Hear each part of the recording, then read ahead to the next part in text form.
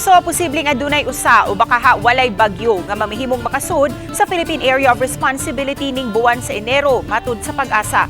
Kung aduna may bagyo nga maumol, posibleng muri curve o mulihis ra kini o baka mulandfall kini sa Eastern Visayas ug muri curve pagawas sa nasud. Samtang ikatulong posibilidad mao nga posibleng mutadlas kini sa Eastern Visayas apan mamahimo na lang nga usa ka LPA pag-abot sa Central Visayas. Sa pagkakaroon, hanging amihan gihapon ang nagpasulabi sa Northern ug Central Luzon.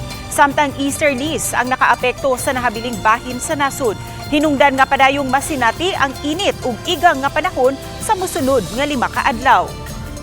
So far sa atong tropical cyclone threat potential with until 1 to 2 weeks, wala pa tayong nakita na possible formation of bagyo or tropical cyclone.